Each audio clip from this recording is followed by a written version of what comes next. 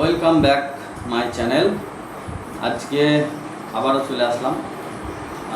তো আজকের বিষয়টি হবে আমরা বাড়ি তৈরির ক্ষেত্রে কেমন ধরনের বালি ব্যবহার করব এই বিষয়ে কিছু আলোচনা আজকের এই ভিডিওতে থাকবে। আর আশা করি আপনারা সবাই ভালো আছেন, সুস্থ আছেন, এটাই কামনা করি। আর আমার এই পেজে যারা নতুন অবশ্যই সাবস্ক্রাইব করে পাশে থাকবেন। আর যারা অলরেডি সাবস্ক্রাইব করে রেখেছেন তাদেরকে অসংখ্য ধন্যবাদ। তো আজকের বিষয়টি জানতে পেরেছেন যে বালি সম্পর্কে কিছু আলোচনা হবে। তো চলুন আলোচনায় যাওয়া যাক।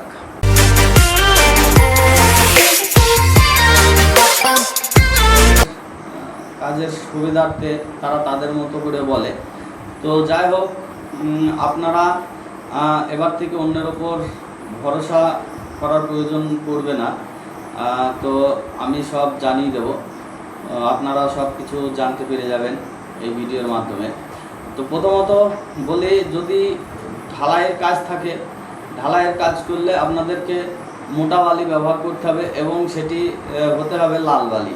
ঠিক আছে, যার যে সাইডে হয় মোটা বালি ব্যবহার করবেন, লাল বালি।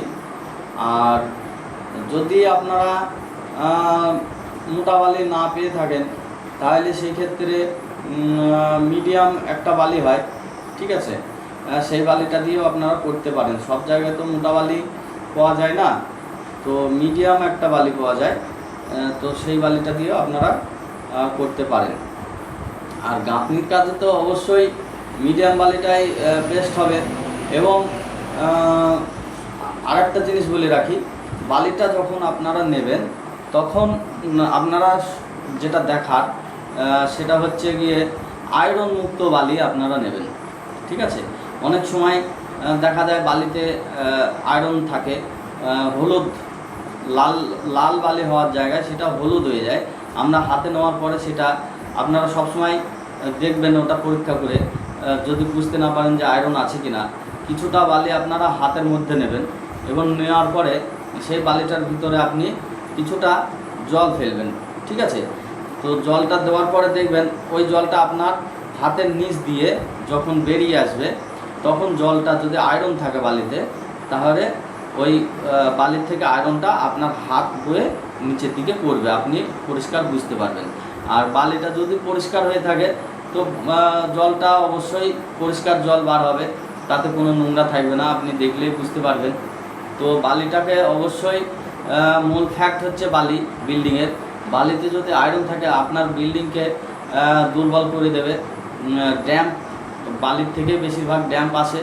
হ্যাঁ, আমরা বালি হয়তো বুঝতে পারি না, অধিকাংশ দোকানদার তারা বিক্রি করতে হয় করে, ঠিক আছে, এবং কাস্টমাররাও দেখছে যে পাওয়া যাচ্ছে না, তখন সেই সমস্ত বালি দিয়ে তারা কাজ করে।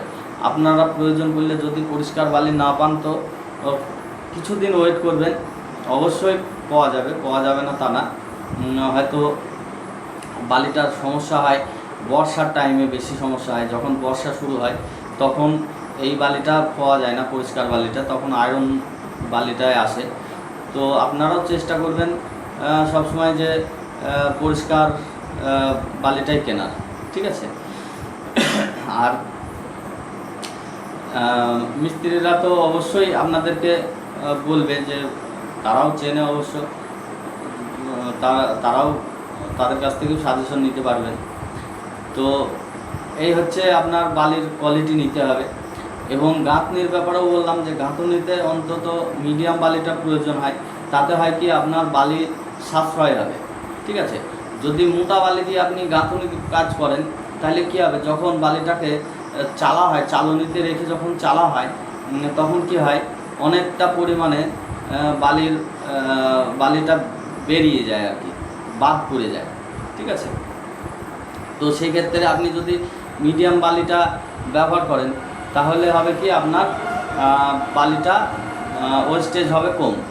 ঠিক আছে, আর আরেকটা জিনিস যেটা সব থেকে আমি দেখেছি যে মিস্ত্রিরা বালিতে কাজ করতে গিয়ে ওনারা করেন কি, প্রথমেই সিমেন্টে বালির ভিতরে সিমেন্ট ঢেলে দেয়। এতে আপনার লস হয় বা আপনারও ক্ষতি। কেমন ধরনের আপনাকে বলি, ওনাদের সুবিধার্থে বালির ভিতরে সিমেন্টটা দিচ্ছে, যখন বালিটাকে চালা হচ্ছে তখন সিমেন্টটা অটোমেটিক বালির সঙ্গে মিশে যাচ্ছে। আর যদি আগে বালিটাকে চেলে নেওয়া হয় তারপরে সিমেন্ট দেওয়া হয়, তাহলে ওনাদেরকে এক্সট্রা আলাদা করে আবার বালির সিমেন্টটাকে মিশাতে হবে। তো সেই সুবিধার্থে ওনারা করেন কি, বালির ভিতরে আগেই সিমেন্টটাকে ঢেলে দেয়, ঢেলে দেওয়ার পরে সেটাকে যখন চালা হচ্ছে তখন বালিটা সিমেন্টের সাথে মিশে যাচ্ছে। এতে হচ্ছে কি, আপনার ওই সিমেন্ট এবং বালি যদি একটু ভিজা বালি থাকে, বালিতে যদি একটু জল থাকে, তাহলে কি সিমেন্টটা যখনই দেবে বালিতে সিমেন্টটাকে ধরে নেবে। ঠিক আছে, এতে কি হচ্ছে, আপনার চালার পরে যে ওয়েস্টেজটা হচ্ছে তার ভিতরে দেখবেন ওই ওয়েস্টেজ বালির সঙ্গে আপনার সিমেন্ট কিন্তু বেরিয়ে যাচ্ছে। আর একটা জিনিস যেটা সব থেকে বেশি হচ্ছে, সেটা হচ্ছে সমস্যাটা আপনার দেখা যাচ্ছে, আপনার হয়তো সাপোজ আমাদের এখানে টিন মাপা হয় অথবা গামলা মেপে তারা একটা করে কাজ করে, গামলা ভরে বালি নেয় অথবা টিন ভরে বালি নিয়ে তারা কাজ করে, এটা হচ্ছে তাদের মাপ। তো ওনারা করেন কি, দেখা যাচ্ছে সাপোজ আপনার 4 টিন হয়তো বালি দিল, 1 টিন হয়তো সিমেন্ট দিচ্ছে। ঠিক আছে, তো 4 টিন বালি 1 টিন সিমেন্টের সঙ্গে যখনই চালা হবে, তাহলে আমার 4 টিন থেকে চেলে যে ওয়েস্টেজ বালিটা বার হচ্ছে, তাহলে সেই জায়গায় কিছুটা পরিমাণ বালি হলেও কিন্তু কমে যাচ্ছে আপনার। ঠিক আছে, তো অ্যাকুরেট মাপ যদি আপনাকে করতে হয়, তাহলে পরে বালি আলাদাভাবে চালতে হবে, চেলে তারপরে সিমেন্টের সঙ্গে তাকে মিক্সচার করতে হবে। এতে আপনার ভাগটা, বালি আর সিমেন্টের যে ভাগ, সেই ভাগটাও কিন্তু ঠিক থাকবে। এতে করে কি হয়, আমরা দেখেছি বেশিরভাগ জায়গায়, মানে অনেক জায়গাতেই হয় এগুলো, বেশিরভাগ মানে কি 99% জায়গাতে হচ্ছে, বালির ভিতরে যখন সিমেন্টটাকে বালি না চেলে যখন সিমেন্টটাকে মিশিয়ে দেওয়া হচ্ছে, তারপর যখন চালা হচ্ছে তখন বালির পরিমাণটা কমে যাচ্ছে। ঠিক আছে, তো সেই জায়গায় দাঁড়িয়ে কি হয়, সিমেন্টের ভাগ দেখা যাচ্ছে হয়তো বেশি হয়ে যাচ্ছে। তো সিমেন্টের ভাগ বেশি হলে তখন আপনার প্লাস্টার করুন বা গাঁথুনি করুন, যাই করুন না কেন, সেটা ফাটতে পারে। ঠিক আছে, বা ক্র্যাক আসতে পারে বা ক্র্যাক আসে, ভাগটা তখন ঠিক থাকছে না। ঠিক আছে, তো এই জিনিসগুলো আমি মিস্ত্রিদেরকে বলবো যে আপনারা এইভাবে করবেন না। একটা বাড়িতে প্রচুর খরচা হয়, তো এইভাবে মানুষের ক্ষতি করবেন না। আপনারাও একটু সামান্য একটু সময়ের ব্যবধান, আপনারাও চেষ্টা করবেন যে বালিটাকে চেলে নেওয়ার আগে চেলে নেওয়া, তারপরে সিমেন্টটাকে তার সঙ্গে মিশানো। ঠিক আছে, তো এইভাবে আপনারা কাজটা করবেন, তাহলে কাজ মেটেরিয়ালসের যে ভাগটা সেটা ঠিক থাকবে। সাপোজ দেখা যাচ্ছে 4 টিন বালি যদি 4টের ভাগে প্লাস্টার হয়, বা গাঁথুনি হচ্ছে 4টের ভাগে বা অথবা 6টার ভাগে সিমেন্ট দেওয়া হচ্ছে, সেই জায়গায় আপনার সিমেন্টের পরিমাণটা বেড়ে যাবে কিন্তু। ঠিক আছে, তো সেই ক্ষেত্রে বলবো আপনারা এইটা দেখে নেবেন, এবং যেনারা বাড়ি করবেন আপনারাও এই বিষয়টি মাথায় রাখবেন। ঠিক আছে, তো দেখে নেবেন আপনারা, যেহেতু জিনিসটা আপনাকে কিনে দিতে হচ্ছে, আপনাকে কিনা লাগবে, তো আপনারও দায়িত্ব তারা জিনিসটা দেখে নেওয়া, কাজটা বুঝে নেওয়া। ঠিক আছে, এই হচ্ছে বিষয়।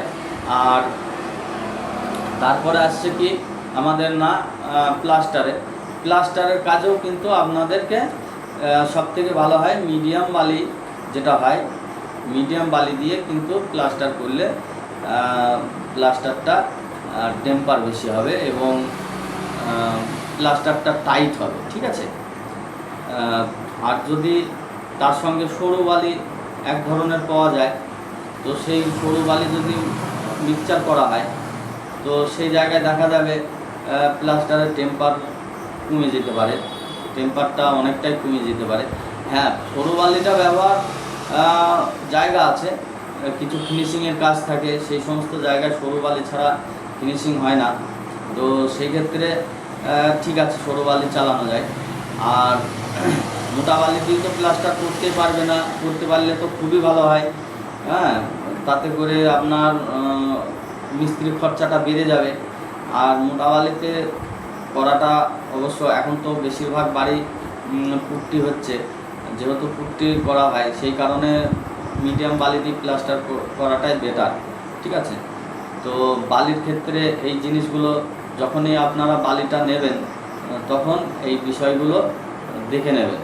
আর বালির মেন যেটা আমি বললাম আয়রন, যেটা সেই আয়রনটা আপনারা অবশ্যই দেখবেন, দেখে তারপরেই নেবেন। তো চলুন আজকের ভিডিওটি এই পর্যন্তই, আবারও দেখা হচ্ছে নেক্সট ভিডিওতে।